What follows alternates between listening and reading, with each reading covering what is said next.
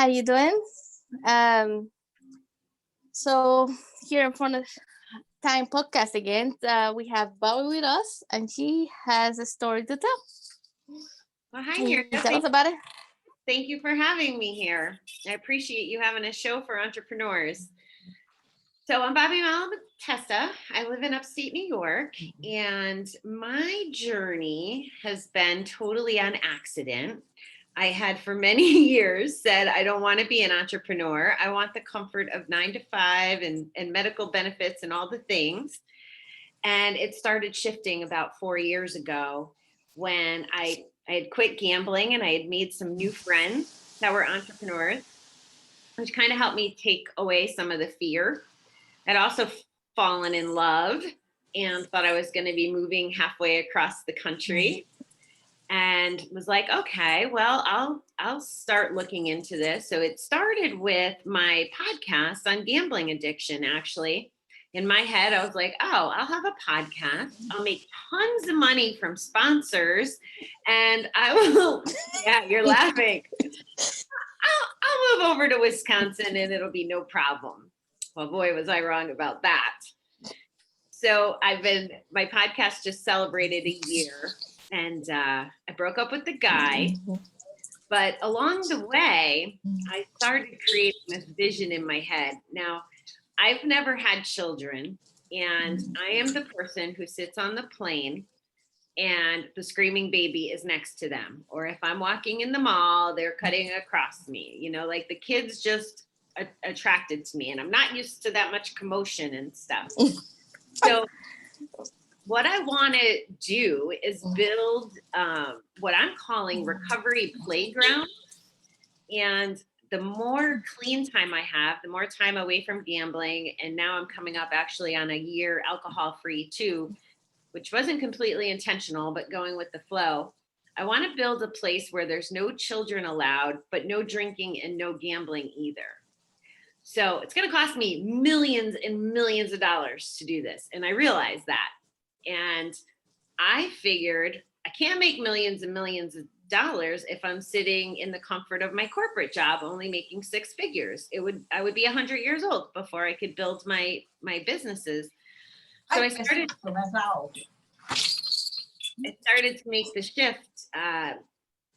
With the podcast, that was the foundation. And then this last year, the podcast class I bought online led to a speaking class that led to a business class. So what I was working on my master's degree actually, and what I learned is all this online learning was way more impactful and beneficial to me than college was. The actual last class I took working on my MBA was marketing last October. What a big fat waste of money. I learned so much more in the online world. And I guess I would stress that for your audience if they're wondering how to get in. I'm an advocate now for coaches and coaching and paying somebody for learning ahead of me. So that journey has been happening all year. What ended up happening was because I was still at my 9 to 5 job, because I was trying to raise awareness around gambling addiction and figure out how to monetize it, I ended up hiring a team in the Philippines as my virtual assistants. So I hired a lead VA. Her name is Anna. And then I hired 5 or 6 other people. So I'd have a website designer and I would have a social media person. And I wanted them to take all the work off my plate. And what ended up happening was from all these online classes I was in, I was surrounded by a bunch of entrepreneurs that were struggling the same way that I was. There wasn't enough time to work the 9 to 5 and get all the things done. And we ended up, my lead VA, Anna, said to me, hey, Bobbie, do you want to know my dream? And I said, sure, Anna. She goes, I want to help people in the Philippines get work from home jobs. And I said, okay, well, let's do it, because I know a lot of entrepreneurs that need virtual assistants. So that's kind of how my second company was actually born. And the demand was so high, I ended up quitting my job in September. We only launched, it's called WorkEFY. We only launched that in August. And we've been growing steadily with clients. And I get to help entrepreneurs and still get to have my hands in business, which I enjoy. and then have time to talk about raising awareness for gambling. And I think that through time and through coaching and through some of the other things I'm learning about, I'll be able to raise the millions I need, and I'm still going to focus on building my recovery playgrounds. Well, everything that we do is steps on a ladder, right? Exactly. That ladder of success. So it just takes us a little farther down to the end goal. So I'm glad that every journey you always learn something from it. And I'm sure a lot of audience have questions about even how to hire a virtual assistant, what to delegate, what the questions to ask. Something I've been struggling myself because it's still your baby and it's hard to let go. But it's the only way to scale. When we learn what to delegate and how to do it, even and don't ask for perfection, but now you got more time for more ideas. Exactly. And to be working with your clients. And it's hard, you're absolutely right. People don't want to let go of their babies. They're a little nervous about trusting. And one of the things that I learned the hard way was, because I came from a background of managing people and projects and things like that in my day job, I thought everybody knew how to interview and hire and be the boss and do all the things. But that's not true. There's a lot of people that have very powerful messages that need to be out there, but they don't have the skill set to hire. And if they go and they just go online to find a VA like I did originally, and they don't know the right questions to ask, they can spend so much money making mistakes, hiring the wrong person with the wrong skills or the wrong hours, or, there's so many things. So I feel very grateful that I have an opportunity to kind of help troubleshoot that for a lot of people. And you don't know what you don't know. And sometimes figure out what is those questions that you need to ask is part of the journey, but it can be a long journey or it can be a short journey. So looking out for the expertise and others that already done that, it's kind of like taking a shortcut. Yes. Yeah. It's like that lane on the highway. I don't know if you guys have them in Florida, but we have this lane, if you have more than one passenger, you get to go faster and you're in the lane all by yourself. And that's kind of what it's like. You get to go faster. And as someone who, my last boss in my day job was micromanager. And I got so frustrated because I felt like it held us back. It didn't matter if a problem cost us a nickel. I wanted to go work on the $1 million plan or project. So I was able to see what not sharing or not delegating and not focusing on the right workflow, how it could impact us and how it slowed me down. So I try to share that with the entrepreneurs that I'm working with. So what would you suggest? What would be the fast way or the best way to know what do you need to delegate? Because there's there's 1,000 things on your to-do list and they're all important. You all constantly juggling balls in the air. So what do you know you need to take it out of your plate? You need to delegate it, perfect or not. And now you got one less out of the 1,000 ones that you have in there. I think that's a really good question. And I think if I was to answer it globally, I would say the maintenance items, the things that take the most amount of time, they're important. So social media is a great example, right? We learn that we have to be on Instagram, we have to be on LinkedIn, and we have to be on Facebook, we have to do all the things. But it's really hard to go in and then be disciplined enough to not go down the rabbit hole of social media, right? So there's that piece. But then there's how are we supposed to communicate with potential clients? I know myself, I hate getting those messages in my inbox where, you know, somebody just wants to sell it to you, or they come up with some BS line about how important and special you are. Like, that isn't how I want to be communicated with. But my team does do outreach and stuff for the clients, or the posting, just all those things that take hours and hours every week. I call them, and this isn't an insult, because there's some very skilled things like website design, for example. I tried the first 6 months to build my own website, following the class and thinking I could YouTube the trouble. It didn't work. So outsourcing that was one of the best decisions I ever made. You know, my VAs put together my website for me. They put together my funnels for me. They write copy for me. Now I have to supervise it, right? Like, I have to look and go, okay, because my team is in the Philippines, right? So English is their second language, but very close. But sometimes there's just a little bit lost in translation.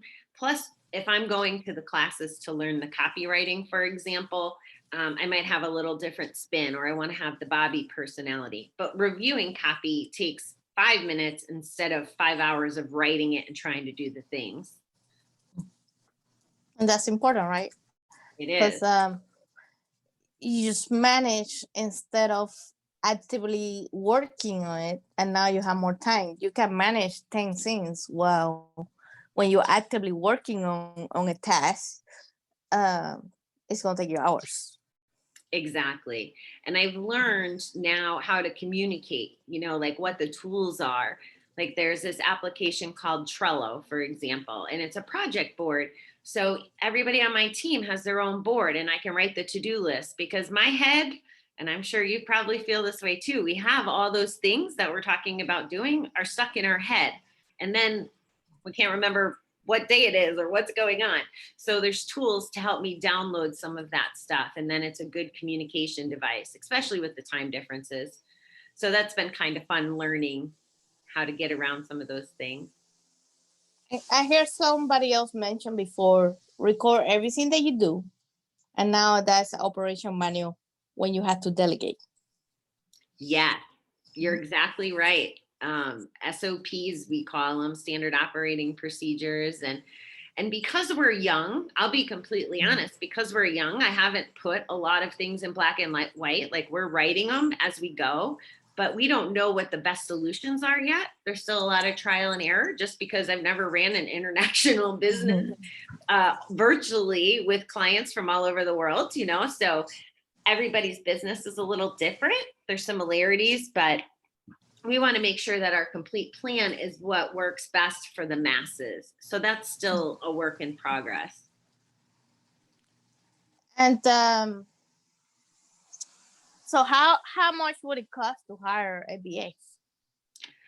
Well, this is one of our learnings recently. We had started out with 3 different packages, like a low, a mid, and a high end. So like, if it was social media stuff, it was low end. And if it was website, it was high. And we actually just merged it together.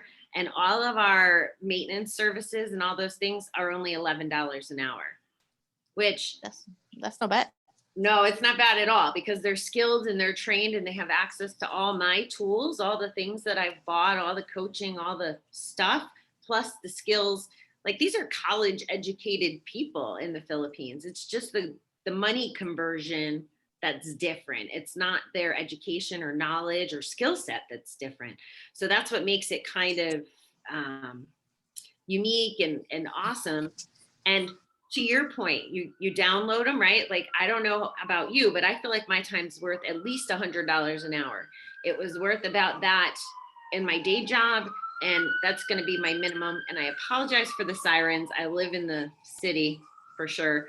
But if I could be out doing an activity such as this, meeting you, networking, getting in front of your audience, right? That's a lot more valuable than me writing social media.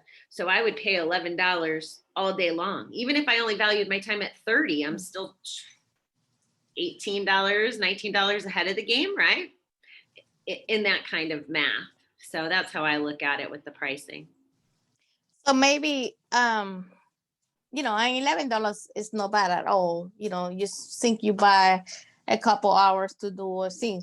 maybe some of the preparation they should do before hiring a BA. It should be have clear instructions of what you want to do. Don't try to figure out once you hire them, because they're going to be charging you for the hour. Just have clear instructions what you want to do, and just be happy with the results, so you can be happy with the results. And don't ask for perfection, because nobody's going to read what you have in your mind. That's not going to happen. Exactly. And well, back to the original point, right? Some people know how to delegate and some people don't.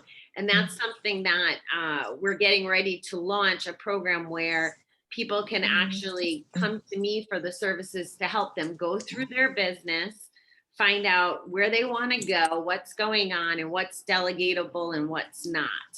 As opposed to, there might be an entrepreneur that has hired before and has ran a team and knows what to delegate. We get both clients, but we're definitely seeing a lot more that need some clarification, or maybe just a little bit of a push to be like, it's okay to share this, like it is your baby and we'll protect it the same way you will. And that's why it's a nice combination too, because Anna's the face in the Philippines with the VAs and I'm the face in the States with a lot of the entrepreneurs. So it's not like it's just a random person. So it helps with the trust factor, I think.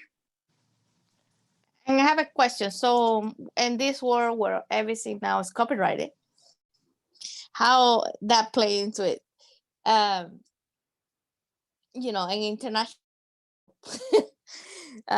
So what's something that the entrepreneurs that they use strong at this world of laws, copyrights, and international laws and all that stuff, what is it that they should be looking at, what some of the things they should expect when they hire a BA, and how to protect themselves, how make sure that it's a fair dealing with everything they do for both parties. So are you talking about like writing ads, that kind of copywriting? Yeah, ad writing art, like you're talking about maybe the website maintenance or doing the blog or something like that. What is the best way that they can do that? Well, I think that's where the entrepreneur's stamp of approval goes on, so that it comes out in their voice, because everybody has a different voice. If I'm understanding the question right, like my guys put together my website, like we're updating some pages and we're pivoting a little bit and we're doing some stuff. They started with the text and then I go in and I can massage it. Now they might look at another website. I think maybe that's what you're asking. They might get information for a foundation and then we just massage it and personalize it. Yeah, I guess my college too. I don't believe in plagiarizing or anything like that. I do have some coaches that have shared copywriting and templates and that kind of stuff. So I have access to a lot of those things from who I worked with in the past. That's good. So it's kind of like a ghostwriting situation. Yeah, that's a good way to put it. I never thought of it that way. There you go. Okay.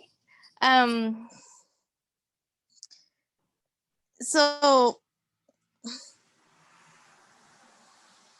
out of all the experience that you have, like I'm sure that hiring BAs from Philippines, it has a cultural and language barrier.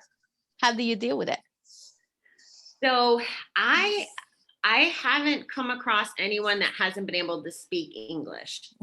So if we have an entrepreneur that wants to hire someone where the writing is the most important, or the interaction with their clients is the most important, then we get someone who might be stronger in that case. But as far as communication with the team, I'm able to communicate back and forth with everyone as the entrepreneurs are as well.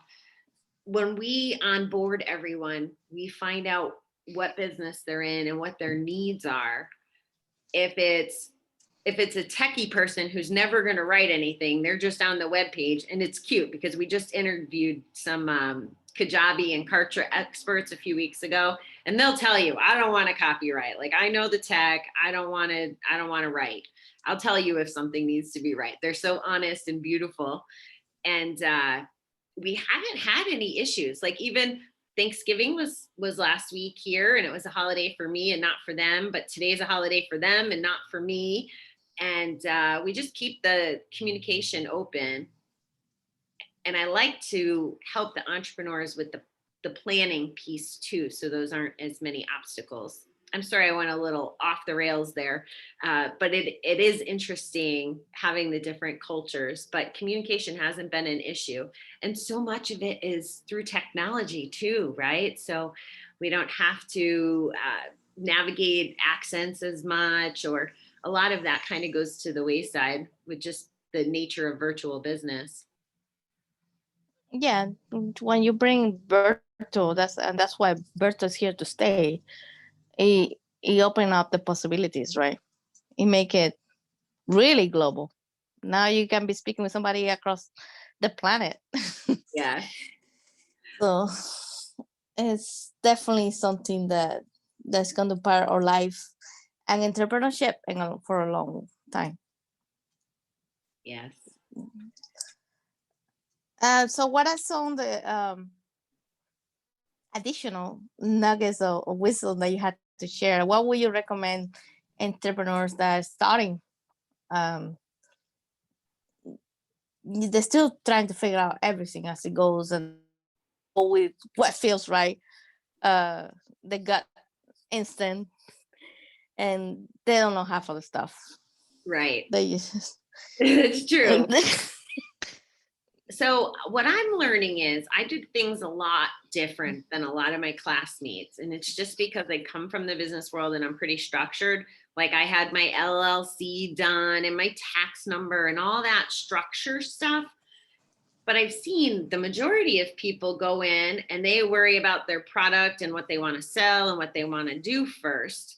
And I think there's a need for both. What I'm learning, I think you said it before, like we don't know what we don't know. What I'm learning is by having my foundation and almost like trying to perfect things, I've had to go back and retouch them again. And you have to be okay with that. And you have to be okay with admitting you're wrong or changing the thing. Like we get ideas that we think are so great in our head, and maybe our spouses tell us it's great, or our family tells us it's great, but maybe they're really not that great, right? So put yourself in a community with people you can trust to give you the feedback. That's another thing I would definitely say. And there's plenty of free options out there, right? But I also, one of the other things is I would say hire a coach or buy an online course, do something so that you're buying someone else's experience and the learning from their mistakes. I think that that's really important. And I'm actually going to throw something else in there too. Make sure you vet who you're working with. That's another thing that's really important. I'm an advocate for coaching, but make sure that you want to interview the coach the way the coach is going to interview you as a client if you were to go that route as a new person. And there's also Chamber of Commerce's that, and I don't know, your show I imagine is international, right? So there's probably different resources in different parts of the world. But here we have Chamber of Commerce's. There's a place called SCORE, I believe. There's a lot of options out there for new people to go do the research. Like my therapist is actually getting ready to move into a private practice, and she has to go in front of the board for funding and all the things. And she's in a program that helps her along the way with that, because you can get in trouble. You brought up the legalities of copywriting, and you want to protect yourself. Now, in the beginning, we have nothing to lose, right? Like we don't have a big income or those kinds of things that we can lose, but you want to make sure before you have some good revenue coming, that you're protecting your revenue. And there's some things that you might do unknowingly, like, people commission a logo, but you base your whole company and your whole team about that logo. That's not your brand, but it becomes part of your brand. And then a couple of years later down the lane, you didn't bother to get the copyright for that, and now you trademark it, or you trademark somebody else's work. you know, and that's the thing, like they won't know how to do that, but they should be informed right from the start. Try to get as close as the legal aspect as possible, and go back and review if you need to. You can always tweak it and make Yeah. it yours, and it's still your logo. You just brought But just you just brought up two very good points. One is getting informed about the legality stuff. And I would tell you from experience that you'd probably want a personal attorney, accountant, those kinds of things for those legal things. I've tried a couple of the big name ones, the chains and their stuff, and it's not personal to your business. So it might cost a little more to find a specific lawyer, but you want someone who's invested in you. And then the thing about the branding and the logo, I've done this myself. I get hung up on the logo, right? Like I have my trademark stuff in process. I had that in process before I had income coming in. That's backwards, right? Like that's what I mean. Like there was ways I did things different than the way other people did things. And it was taught to me recently that when we're trying to perfect our logo and stuff, maybe it's something different's going on. Maybe we're afraid of trying the thing or putting ourselves out there. We're doing the busy work instead of taking the action steps. So I would throw that out there and caution people to kind of just be self-aware enough to know, how important is this? Is this really helping my mission? Is it helping my income? Or am I just stalling because I'm afraid, or whatever the thing is that's holding them back? Because it's real easy to get caught up in my logo needs this and that. And it could be anything. It doesn't have to be the logo. It could be the website. It could be whatever. yes, and it's like everything. You don't need perfection to start. That's a biggie with a lot of people, that they're so afraid to start. They're so afraid to take the mantle or entrepreneurship, business, or whatever they want to call it. So they struggle with that. Then they start and they get stuck. They get stuck every 5 minutes in the logo. They get stuck on the website, and that's why a lot of them don't make it the first year, or they don't make it the first 5 years, because it's a continual battle of survival. You have to keep struggling. You have to keep pushing forward your own insecurities and your own fears, and just keep going. Perfect? We don't need to strive for perfection. We can get as close as we want, but we don't need to strive for perfection. We need to, because it doesn't matter how much you plan it, there always something goes wrong, and you have to replan, readjust. Yeah. And you have to not beat yourself up for that. Like there's so many things that are out of our control. A lot of people talk about this year as one of them. Maybe it was somebody who wanted a speaking career and they had to pivot from being in live big events, to virtual. But it's okay. Like it's part of the journey, and we're exactly where we're supposed to be, and we're getting given these tools to turn into blessings and learning curves. And even when they cost us, it's probably costing us a lot less than if it happened 5 years from now. So it's kind of the fun of it. I think it's a question of perspective. What do you want to call it? Do you want to call it an obstacle or a challenge? Yes, that's a great. One you push forward, the other one stop you right in your tracks. So look at everything. Don't look at just the downside. Look up the upside. Or the possibilities, the potential. They're limitless. There's always potential on everything. Agreed. I love that you feel that way too. That's beautiful. Because that's yes. probably 90% of it, right? Is having our head on right. My philosophy has come to be that all business is a set of problems. If we figure out how to solve the problems, we move on to the next thing, right? So we get to use our creativity. And this is just my own personal mentality to keep me going. It's not a big monster. It's a bunch of little obstacles, challenges, whatever, but it's those little wins that we get, or finding the creativity. That's where we get to be our best selves. We get to figure that out. Like, I'm a kind of girl who likes a puzzle. And that's what it feels like. That's what business feels like, is a puzzle, moving the pieces around, getting them to stick together. I know I'm kind of crazy, but that's how I feel about it. No, I feel exactly the same. I feel if it weren't easy, I'd be completely bored already. I would move on, go back to a 9 to 5 job. It's easy. I work 9 to 5, solve a couple of problems, get paid. It's easy. But the thing about entrepreneurship is every day is a new day. Every day you have 20 problems to solve. Even if you don't feel like it, you still have to solve it because it depends on you, right? Yeah. So it is what you make it. It's about mindset. And that's one of the things that as entrepreneurs, we always have to keep on building. Build that wall around us and learn how to delegate. See why my business is doing so well? All roads lead to that. Yes, you have to learn how to delegate, because that's the only way that you can get to do the 1,000 ideas that you have in your mind. Yeah, otherwise, you only want to work on one.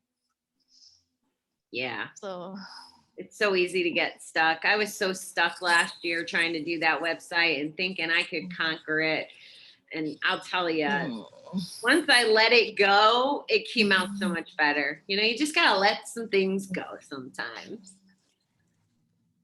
So I got another question. So what would you recommend to serial entrepreneurs? The people that are not working on one idea, but they're working on like 20 of them. I would tell them, and I've learned this lesson the hard way, because I really struggled, right? Like, I think it's really important to me to share the message about gambling addiction. It's just really important because I don't think people understand how dangerous it is. And what's starting to happen with the VA business as it's growing, and I'm starting to see other people need stuff and resources from me, I need to let go of the gambling and I need to shift my energy into one thing. Otherwise, I'm going to have a bunch of not complete stuff. And I'm using me as a real world example. Just a week ago, a coach was on a Zoom with me and he's like, "You're not listening to me. You need to focus on one thing." And this morning I had a meeting with my social media guy. And I'm like, we need to do one thing. Otherwise, we're not doing anything. If I'm successful at one thing, if I'm successful at helping people move in their business, hire a team, all those things, and that's running well because of those standard operating procedures you mentioned, then that becomes okay. And I can move on to the next thing. So my advice to the serial entrepreneurs is get laser focused. You probably don't want to hear it any more than I wanted to hear it. And people have been telling me all along, but I thought I knew better. I don't know better. There's people that have paved the way and showed me that I need to focus on one thing. And it's hard to admit that. It's hard. It's uncomfortable. Yeah, it is. But it's like everything. You have to be disciplined. You have to learn how to be disciplined in entrepreneurship. But don't put them away. One of the ways to deal with serial entrepreneurship is write down your ideas. That way they're not going anywhere. Yes. I have a book of ideas. Write it down every day. I have a little trick I'll share with you too. I don't know if you've used this, but on my iPhone, there's voice memos. So I actually record myself having notes. So that way they're all there. I can go back, and then of course, listening to them generates more ideas. But if you're like in the car and you don't have the notebook or whatever, it's just a little trick out there that it works for me, just in case it works for any of your audience. Yeah, that could work, and it'd probably be faster than write it down. Because we think faster than what we write. So how our listeners will find you, how they will find your agency, how they will know more about you. Well, I gave you the humble version of my speech. So one of the things I'm trying to help both gamblers and entrepreneurs with is, mindset and feeling confident. So if you look up Bobbie the Awesome, that is how you find me on Instagram. That's a good name. Yeah. And part of why we're redoing the website is because of having the gambling and the VA. So we're changing that to Bobbie the Awesome as well for the website. So we should be able to find it there.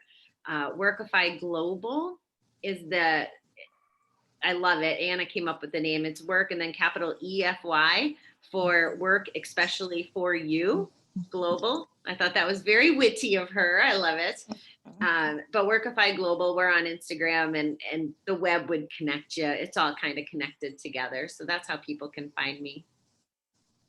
Oh, that's awesome. My new podcast. I'm launching a new podcast in January and it's going to be called The Recovery Entrepreneur. The Recovery Entrepreneur. So that's about people that are already done with entrepreneurship, or they just starting again? What it's going to be, I'm going to highlight a different entrepreneur every week so that I can showcase their journeys and we can talk about the kind of stuff that you and I are talking about. What do they know? What did they learn the hard way? But also give them some exposure. It's really important, to get everybody's names out there and help our community, right? We're all one big community trying to figure this out. But the recovery part is, I'm in recovery. I learned a lot of things from rehab, from 12 steps, from my recovery work. And what I'm realizing in my 9-to-5 business, they wanted me to be a certain way. They wanted me to not show emotion. They wanted me to play by the rules. They wanted me to dress for this one and that one. And that's not who I am. So I am a person in recovery who is working on it every single day. And if I want to cry, I'll cry. And if I want to be mad, I'll be mad. If I want to do whatever I want to do. So really the recovery part it's very important to me. It's part of my journey and it's part of who I am and how I show up in the world. And I just want people to know it's okay. So that's being real. Yeah. Being real. I like that. Thank you. Yeah. I'm definitely going to be listening to it. You're definitely going to be on it. Looking forward to it. Sounds okay. Good. Any final words that you want to share? I just think you're doing a beautiful thing here. And I appreciate you letting me, voice my opinion on a lot of these topics. I was, I'm 46 and just started getting brave about this entrepreneurial stuff. And I just hope that if you're thinking about it out there, that you take the chance, you do the homework, you do the chance, take the chance. You could be successful with the right tools, and you don't have to wait till you're having a midlife crisis like me. Well, I always say that, if the founder of KFC started and got successful at 81, everybody can do it. Yeah, exactly. That's great. Yes. Never too late. Never too late. It'd be late if you are 81 and then you really regretting that you never took the chance. Yes, that's more the bigger point, is don't let fear hold you back. If you have a message to share with the world or a gift to share the world, and that's usually what motivates the people I know as entrepreneurs, is they want to help other people. They want to serve people. And if you have that, you're actually, if you're too afraid to go out and do that, you're actually robbing other people of what you have to give in the world. Yeah. And sometimes that make you bitter, and then you reflect that in other people that are going for the dream. That's true. So it's not good, period. It's not good for you. It's not good for anybody else that surrounds you. Because even your kids are looking at you and you're living half a life because you didn't try. Exactly. Smart cookie. Well, love it. Thank you. So it was great having you. Looking forward to have you again in another interview and being on your show. Yes. So I appreciate you being here and from the side. I appreciate you too. Thanks for having me.